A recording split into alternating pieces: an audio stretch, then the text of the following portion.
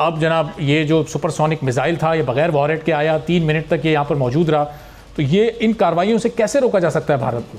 देखिए, ये दोनों जो कार्रवाइयाँ हैं ना, जो पार्लियामेंट हाउस या पार्लियामेंट लॉजेस में जो हुआ और जो पाकिस्तान के बॉर्डर्स पर हो रहा है या पाकिस्तान की फ़ज़ाई हदूद में हो रहा है, ये इसका बड़ा गहरा ताल्लुक है आपस में। अच्छा। पाकिस्तान के अंदर इंस्टेबिलिटी की कोशिश की जा रही है, तो दूसरी तरफ जो हमारे बॉर्डर्स हैं वहाँ पर आप ये देखें कि पिछले 1 महीने में 3 हफ्ते में सबसे पहले तो हमें ये पता चला कि उनकी एक सबमरीन आई, पाकिस्तान की हदूद में आई।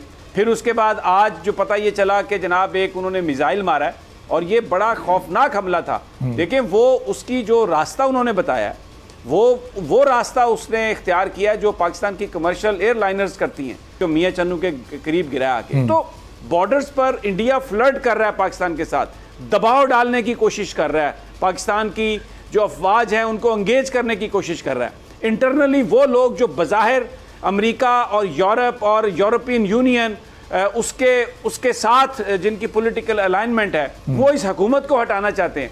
तो मैं क्या कहूँ, सबको समझ आ रही है कि ये क्या है। अब तो आज तो बिल्कुल बिल्ली नहीं बिल्ला थैले से बाहर निकल आया। जो कुछ हुआ है इसका आपस में ये बिल्कुल जुड़ा हुआ है। नाज़रीन किराम, इस वक्त पाकिस्तान की फौज की जानिब से एक इंतहाई अहम और तहलका खेज प्रेस कॉन्फ्रेंस की गई है और इस प्रेस कॉन्फ्रेंस के अंदर भारत की जानिब से कल रात मियां चन्नू में एक सुपरसोनिक मिसाइल के दाखिल होने और फिर उसके गिरने के हवाले से बड़ी अहम और तहलका खेज डिटेल्स पाकिस्तान की फ़ौज की जानिब से भी दी गई हैं। DGISPR major general Babar Iftikhar ने एक इंतहाई अहम तरीन प्रेस कॉन्फ्रेंस की, जिसके अंदर जनरल बाबर इफ्तिखार ने भी बात की और उनके बाद एयरफोर्स की तरफ से सीनियर ऑफिशल्स ने ब्रीफिंग दी और अपनी जो प्रेजेंटेशन है और टेक्निकल पॉइंट्स हैं वो भी बताए। नाज़रीन इकराम, रात गए एक वाकया होता है और सोशल मीडिया के ऊपर इसकी बड़ी बाज़गश्त हुई और शुरू में एक खबर आई कि मियां चन्नू के करीब जी खानेवाल के अंदर पाकिस्तान का जो इलाका है वहाँ पर एक कोई पाकिस्तानी आर्मी का कोई ट्रेनिंग वाला एयरक्राफ्ट जो है वो क्रैश हो गया। शुरू में ये डिटेल्स आई और इसके हवाले से ऑफिशियल तो कोई बयान नहीं आया था, लेकिन उसके बाद जब लोग वहाँ पर पहुँचे, आग बुझाई गई, तो ये कहा गया कि आर्मी एविएशन का एक ड्रोन गिरा है। इसके साथ ही साथ एयरफोर्स से जब हमने रब्ता किया रात गए तो उनकी तरफ से हमें ये कन्फर्म किया गया कि पाकिस्तान एयरफोर्स का ना कोई तैयारा ना कोई ड्रोन यहाँ पर गिरा है। तो ये था कि शायद आर्मी की जो एविएशन का डिपार्टमेंट है उसका कोई ड्रोन होगा, कोई ट्रेनिंग के लिए होगा, कोई इस तरह के मामलात होंगे। तो ये तमाम तर वो चीज़ें हैं जो कल रात तक बाज़गश्त करती रहीं। इसके हवाले से पाकिस्तान की फ़ौज का कोई ऑफिशियल मौक़िफ़ अभी तक नहीं आया था और फिर इसके ऊपर हमारी यही इत्तलात है कि तमाम तर एस्पेक्ट से इसका जायज़ा लिया गया, टेक्निकल एस्पेक्ट से और हर चीज़ से। नाज़रीन इकराम, 27 फरवरी 2019 अभी हमें नहीं भूला और शायद भारत को भी नहीं भूला होगा जब उन्होंने बालाकोट के अंदर एक सर्जिकल स्ट्राइक करने की कोशिश की। अब पाकिस्तान की आप टाइमिंग भी देख लें, पाकिस्तान के अंदर एक सियासी अदम इस्तेहकाम है।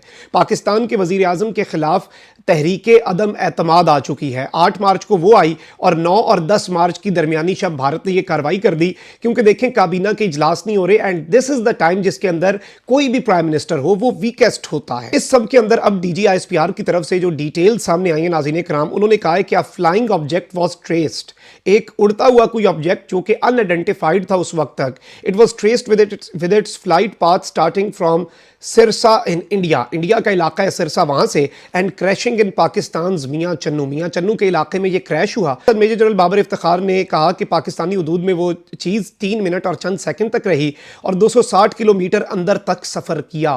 पाकिस्तान की हदूद में 260 किलोमीटर आई है। उड़ने वाली चीज़ मुमकिन तौर पर गैर मुसल्लह थी। हम इस वाक़े पर किसी किस्म की इश्ताल अंगेजी नहीं कर रहे। सख्त किस्म के कशीदा हालात इस वक्त नजर आ रहे हैं और ये जो अभी रिसेंट डेवलपमेंट है ये नेचुरल है या अननेचुरल? मगर जो भी है नहायत संजीदा है और बुरी है और बहुत ज़्यादा मुल्क के लिए ख़तरनाक है कि इस जो ख़ित्ते की सूरत हाल है और जो दुनिया की सूरत हाल है कि आज इस वक्त DGISPR ने अभी जो प्रेस कॉन्फ्रेंस की है कि मियां चन्नू में वो जो एक मिसाइल गिरा है, प्रोजेक्टाइल जिसे वो कह रहे हैं, वो बहुत ज़्यादा ख़तरनाक हो सकता था कि ऐसे मौक़ों पे अगर रडार चीज़ों को गलत पिक कर लें, उसको हमला समझ लें, तो हमारे मिसाइल भी अलर्ट हो सकते थे। तो वो अभी पता नहीं क्या था। अभी अच्छी बात है कि इन्होंने भी कोई स्पेकुलेशन नहीं की, हम भी नहीं करना चाहते, इंडिया से भी कोई नहीं आई, मगर ये कुछ भी, ये एक खित्ते की ये सूरत हाल है कि छोटी सी चिंगारी भी कई दफ़ा एक बहुत बड़ा तूफान ले आती है। DGISPR ने प्रेस कॉन्फ्रेंस करके हमें बता तो दिया है कि एक ऑब्जेक्ट आया था, वो मिसाइल था। उन्होंने इसको बड़ा डाउन प्ले करने की कोशिश की है, लेकिन मैं हकीकी मानो में आपको बताऊं कि मैं अब थोड़ा घबरा गया हूं। जब एक मिसाइल लॉन्च होता है और वो मिसाइल हमारी टेरिटरी में आता है और 100 किलोमीटर से ज्यादा अंदर आके गिरता है, 130 या 140 किलोमीटर अंदर आके गिरता है, टोटल वो 250 शायद या 300 किलोमीटर का फासला तय करता है, 250 से कुछ ऊपर। मैं सिर्फ ये कहना चाहता हूं कि क्या हमें ये पता था कि उसमें एटमी मवाद है या नहीं है, और ये सब कुछ चंद मिनट में हो गया क्योंकि सुपरसोनिक मिसाइल था। लेकिन असल चीज ये है कि अब हमें S-400 की जरूरत है। जिस तरह ये मिसाइल अंदर आ गया है, अगर इसके साथ वॉरहेड लगा होता तो जो तबाही आनी थी हम उसका तस्वुर भी नहीं कर सकते।